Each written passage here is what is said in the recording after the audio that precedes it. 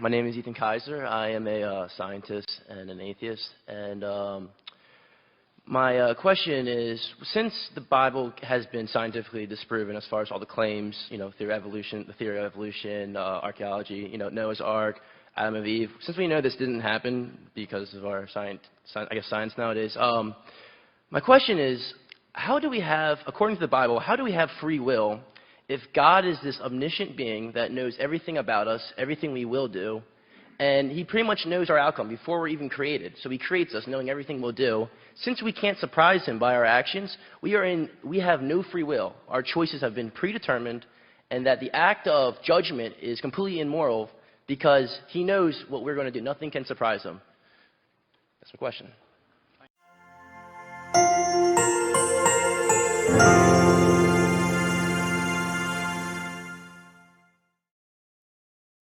Thank you for the question. And before you go into an auditorium, if you give a sheet of paper and ask us to write 20 possible questions that'll come, we've never heard a new one in all of these years that go by. They're pretty much the same questions. It's interesting that you began by saying, as an atheist, all of this has been disproved, and so you live with scientific materialism as your worldview. I studied under John Polkinghorne at Cambridge University. You probably know the name.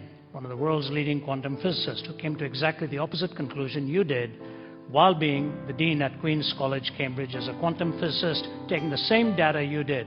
So obviously, for a man of his intellectual ability to come to a different conclusion, one would either have to say he's totally stupid to come to that conclusion, or else his empirical basis. Please don't keep shaking your head. Let me finish so that you can come and talk afterwards. So you'll allow us to concentrate what we're saying here. I want to read for you what David Berlinski says about the scientific naturalistic worldview. Do you know who he is? No. One of the world's leading physicists who is an agnostic, borders on atheism, but took issue with Richard Dawkins's book, The God Delusion, and wrote a book called The Devil's Delusion. Here's what he said. Has anyone ever provided proof of God's inexistence? Not even close. Has quantum cosmology explained the emergence of the universe or why it is here? Not even close. Have the sciences explained why our universe seems to be fine-tuned to allow for the existence of life? Not even close. This is Berlinski talking. Are physicists and biologists willing to believe in anything as long as it is not religious thought? Close enough. Has rationalism and moral thought provided us with an understanding of what is good, what is right, and what is moral? Not close enough. Has secularism in the terrible 20th century been a force for good? Not even close to being close. Is there a narrow and oppressive orthodoxy of thought and opinion within the sciences? Close enough. Does anything in the sciences or in their philosophy justify the claim that religious belief is irrational? Not even in the ballpark. Is scientific atheism a frivolous exercise in intellectual contempt? Dead on. Now, I didn't say that, all right? I'm not quoting myself. Please give me your name, sir. Ethan? Yes. Ethan, what you're wrestling with is not uncommon. Many people from a scientific and materialistic worldview will say what you've said and come to that conclusion. The problem is what you mispositioned was your concern between determinism and free will. Your application could have gone in many different directions, but you came to that one for some reason, which I was unfortunate, I think.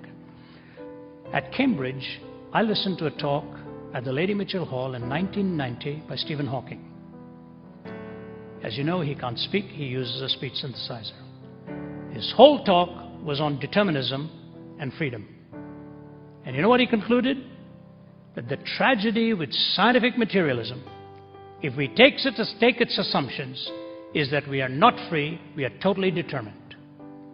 That was the world's leading physicist at that time saying, the very thing you're asking of the Christian faith, he pinned on your backs as scientific materialists.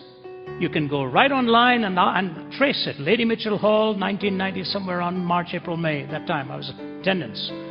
And he said, the only escape I have is, since I don't know what has been determined, I may as well not be. The whole auditorium moaned and groaned with an escape hatch that he gave for himself after telling us that we were completely determined. That's Berlinski's issue. That is actually even what people like Dawkins will concede, or Pinker, you read Steven Pinker and the others. So totally determined. So the question is, were you free to ask this question? Yep.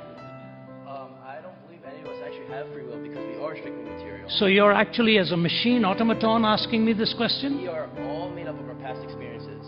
Okay, but you're not free then. You're not free. You're not making a truth statement. My true statement. I mean, what I'm saying is our memories and our states. No, hear me carefully. Okay. If you're totally determined, Yes. you're pre-wired to think the way you do. Nature versus nurture. Yes. Sorry? Nature versus nurture. Nature versus nurture. Yes.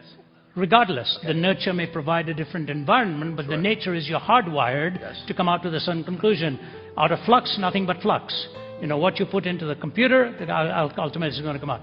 But you have to ask yourself, are you making a truth claim? If you are making a truth claim, you're rising above the bondage of total subjectivity. And the moment you claim a truth claim, you're violating determinism.